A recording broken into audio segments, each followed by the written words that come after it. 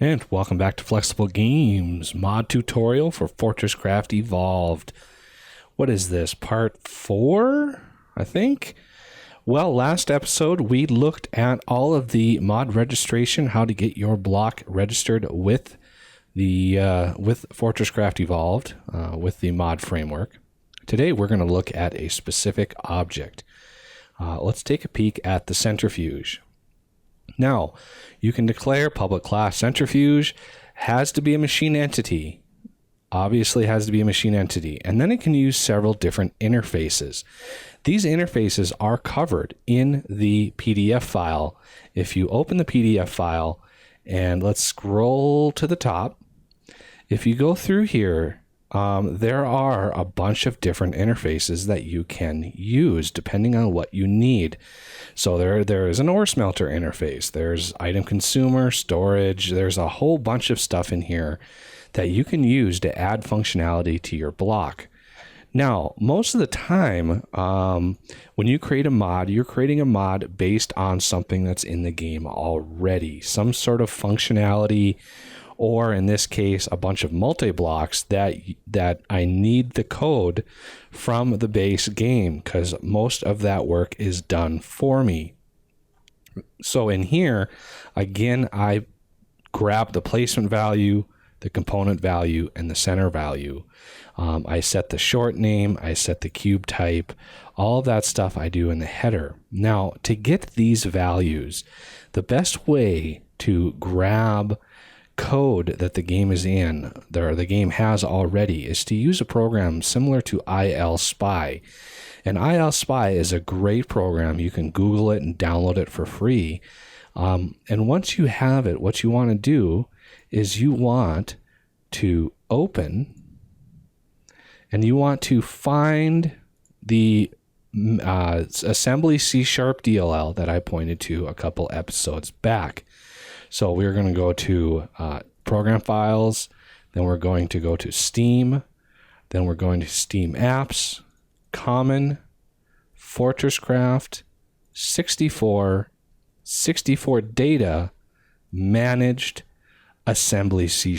This is all of the code that runs the game. So when we open that, it loads that assembly, and then we can go through and look.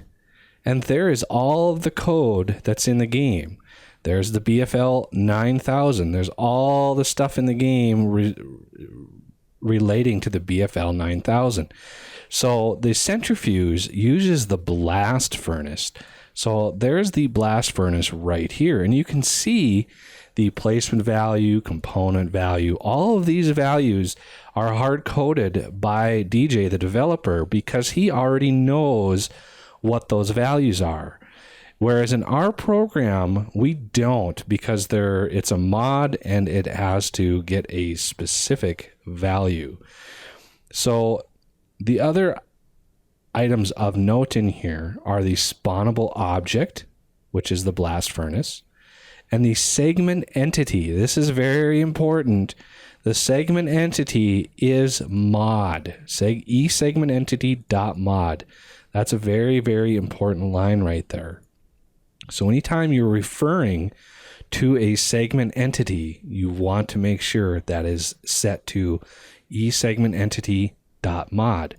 Now, if we go back to ILSpy, all of the other code in here, I basically copied and pasted to start. That was the start of the process.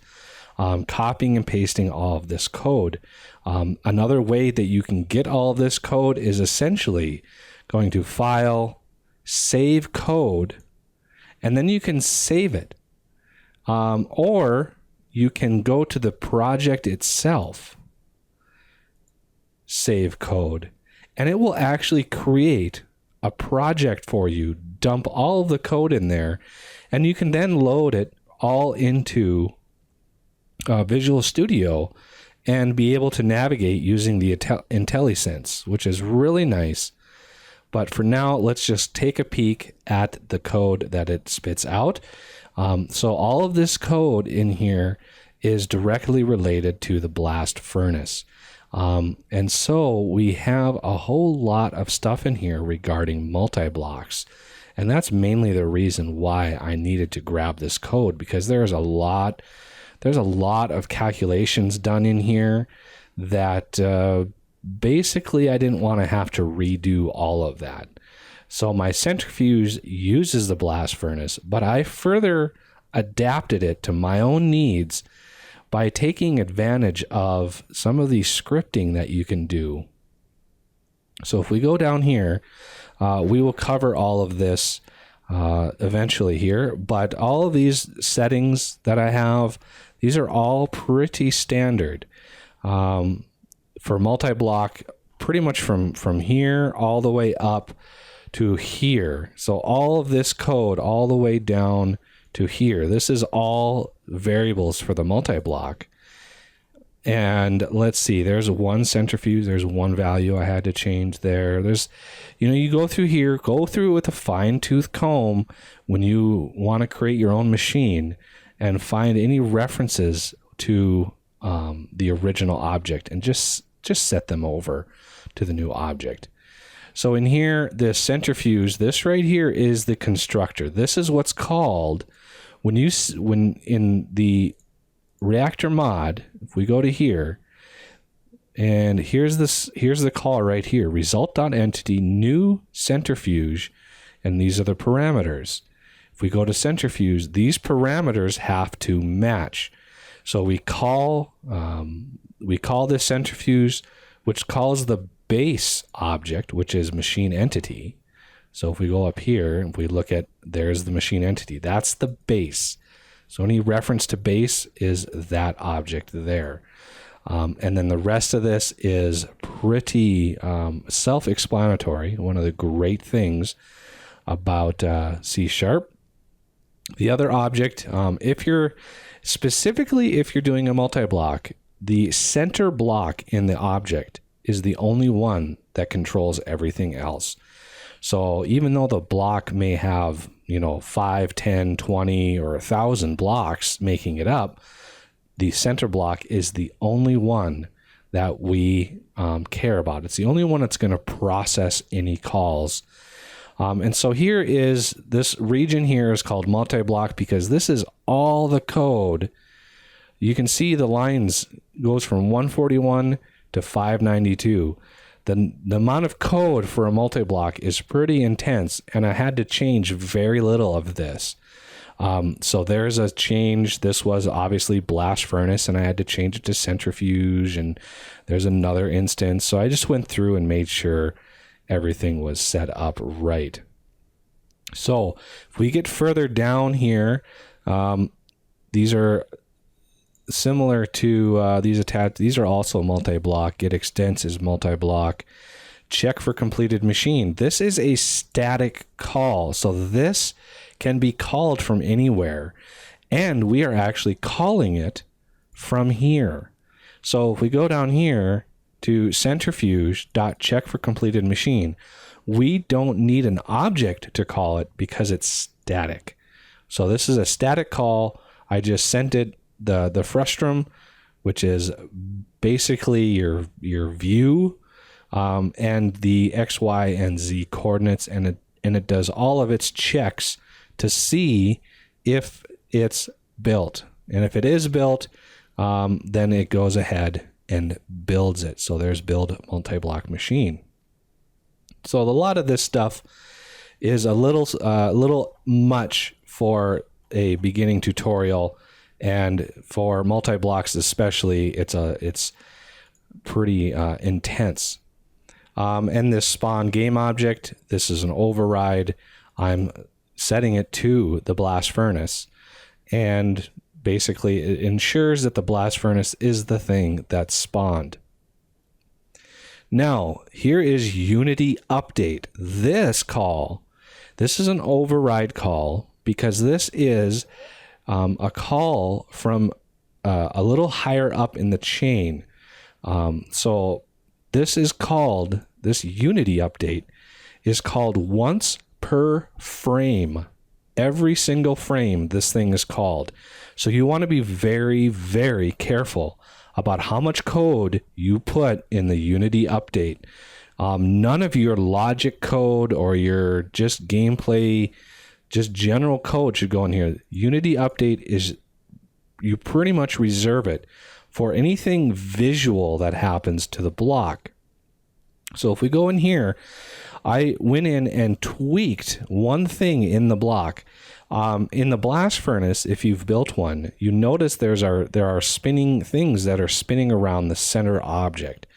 And I got a little help from the developer on how that happens. And it's a simple component called rotate constantly script that's attached to this object. So I grab that script and I save it. So this rotator script is a variable that I hold and I cache. Any changes to this are reflected in the object itself. So I grab the rotator object, and then once I have it, then I can do stuff with it.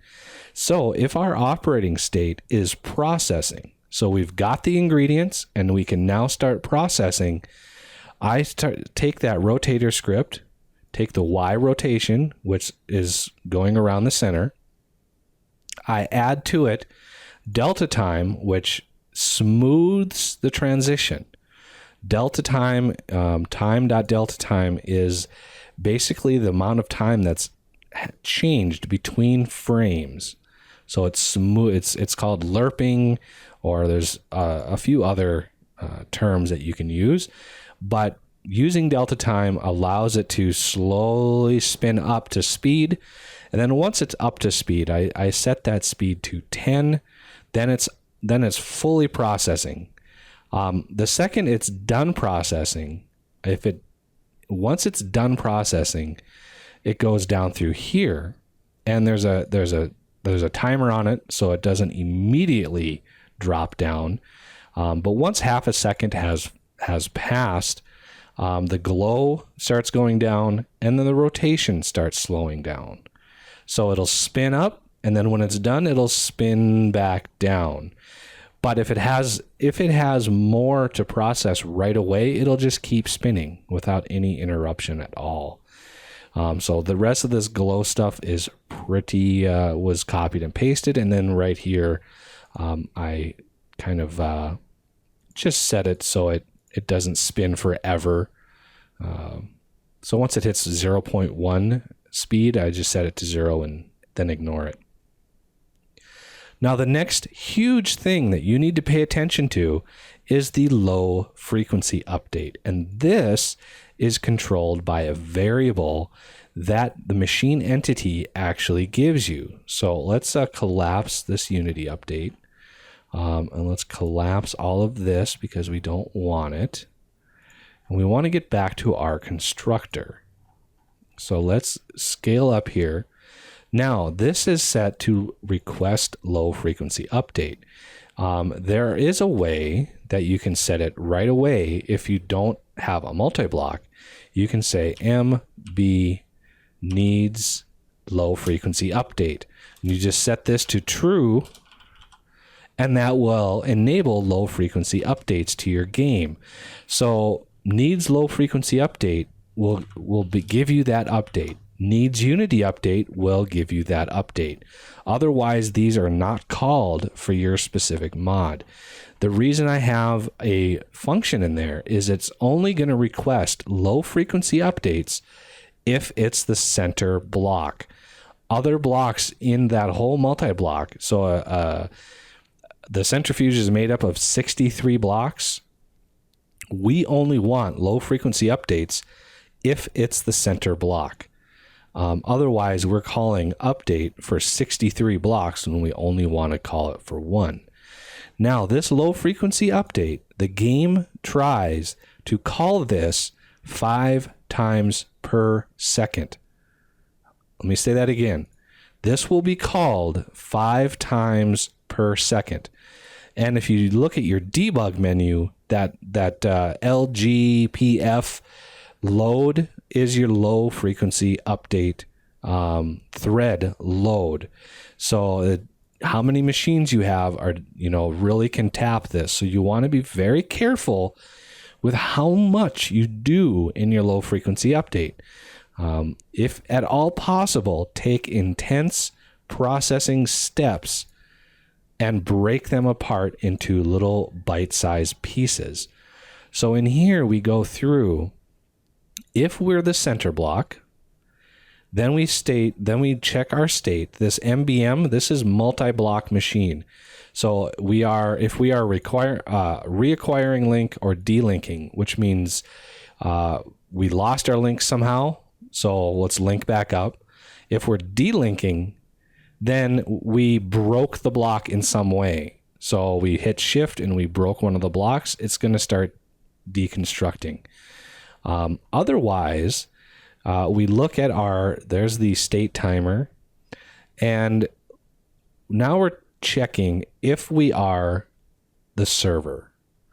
And this is a sort of a server check, multiplayer check. So if we're not the server, then return. We don't want to do anything. But when single player, the game is basically the server. So this will never fire if you're playing a single player. If you're playing multiplayer, then this won't fire because it's only going to fire on the server. You can walk up to the machine and your machine itself isn't going to process anything because it has this tag, because you're not the server. Now, if we continue on, we look at our attached hoppers and our attached mass storages. If those are 0, we're going to loop around and look on all sides of the machine for any hoppers or mass storage crates around us. And that will just aggregate. And this is done every frame, but it's only done once to all sides. Once it processes all sides and it finds a hopper, it never has to loop through this 21 times 4 times. It will only do it once. So if you put a hopper next to a machine and then that machine detects it, you can put another hopper there and it won't detect it for another, second or so, because this low frequency is only going to check one side it's going to do every 1/5 of a second. So it can check all 6 sides every, second, 1.2 seconds. Then we're going to go through and we're going to update operating state. An update operating state is just a call for all the updates, depending on what state we're in. So operating state out of power, we're going to update out of power. If our state is waiting on resources, we're going to update waiting for resources. Processing, update processing. Out of storage, update out of storage. So things like this, basically update out of storage is going to try to unload things out of storage. If it's successful, it changes its state back to waiting for resources. Okay, if it's done waiting for resources, it's going to go to processing. And if during any of this it runs out of power, then it goes to out of power state. So, and once it has power, then it kicks back out and goes to processing. So if we look at some of these other things, update waiting for resources, they're just the logic that your game does when it is processing all of the materials that you need to process. Whatever functionality of your mod, that's where it goes. And if we look at the excavator mod, we can go through and look up what process it goes through to dig the ore. So let's scroll up. So here's the low frequency update. There's a dig delay and we want to process that. Now we're going to try, some of these are statistics based. So total block scanned, I need to get the total volume, percent scanned, all of this goes through, and then it's going to try 128 cycles. It's going to try this loop. So if our current power is less than the power rate, which is the power per block, then we're going to return by increasing the power out of power time, which affects our efficiency. And then we're going to return, and return bombs us out and returns and doesn't process anything more. Now we continue on. If work complete, then we return. So if we're done digging, we don't care what we're doing. Now we're going to go through and we're going to alter where we're checking. We're going to attempt to dig it. If that is successful, if the attempt to dig returns true, then we're going to come into here. We're going to reset I, because we're only doing one block. We're only doing one block for every low frequency update. But if this is like an error block, I can't dig it. This is going to return false. I is never incremented, and it's going to go back up. So the way that I did this is it's going to process 128 error blocks every time it comes into this low frequency update. So it processes, it goes through and buzzes through this really, really fast, hits 128, bombs out, and waits for the next low frequency update, which, is 0.2 seconds away. So every second it's able to process 128 times 5 blocks. Really fast, but setting this too high would lag your game pretty heavily. So if we go to this attempt to dig, this is a pretty intense process, and this is the kind of the secret room to the mod and how it works is we are grabbing the segment that it's in, we're grabbing the cube that we're looking at. If the cube is 502, which is the CPH, I want to return. I don't care. I'm not going to dig the CPH no matter what. Then I have to check if it's the replace type, and the replace type is air. So then I check, is it reinforced? And the excavate state is clear all. It has entity, so it's basically a machine, and the excavate state is clear all. Then these check, I think these are plants in here. So we're checking the hardness of the block, and if it's over 500, then we return. We don't want to dig the block. So excavate state, if we're clearing garbage, and it's ore, return true. We don't want to dig it. Return true basically returns it. I don't want to dig it. It basically bombs us out of that for loop. And then we go through if is craftable, cube equal or does not equal Geiger, which is soft resin, because that is technically craftable. And I had to put a special case in there. And excavate state does not equal clear all. There it is. We have cube helper is ore. If it's not ore, return true. And then we continue on the logic, blah, blah, blah, blah, blah, all the way through. And then we start getting into the nitty gritty here. We get the value, and then the build from entity. This here is what actually destroys the block. Build, I'm essentially building air over X, Y, and Z. Okay. It's not actually pulling the block anywhere. It's just replacing it with air. And then we subtract the power.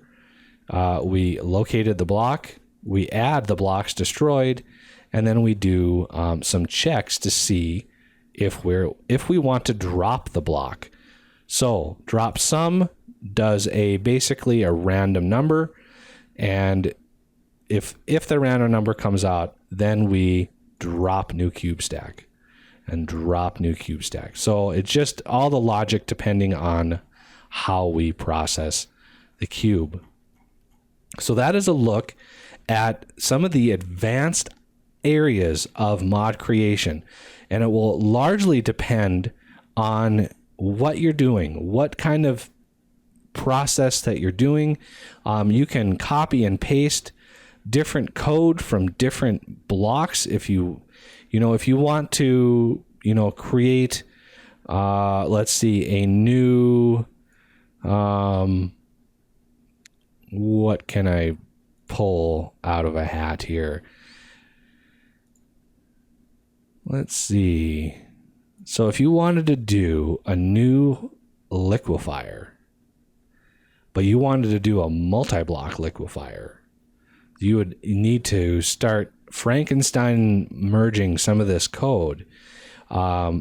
to do that. So if I wanted a liquefier, but I wanted it a big one like a BFL, then I would take the liquefier code and I would take like the BFL code and start looking at ways I can merge those two together. Or if you just want to create a better liquefier, then you just copy the liquefier and you start going in and tweaking the values that this already has.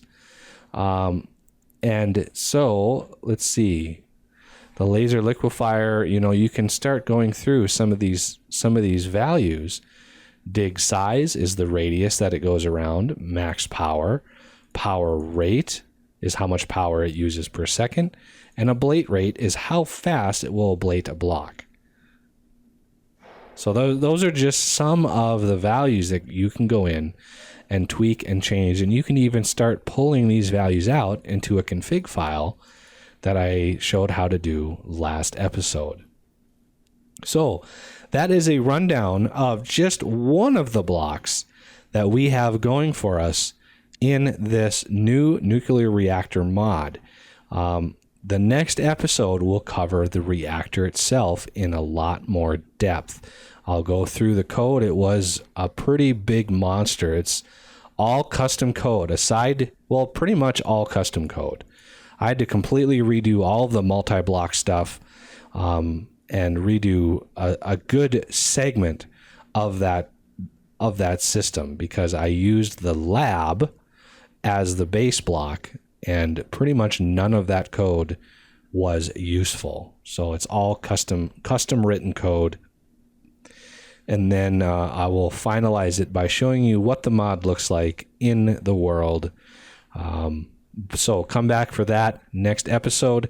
Let me know in the comments what you want to see in future episodes described in more detail. So I know where you're having problems and what might be a good example of something to cover in more depth. So that'll do it for this episode.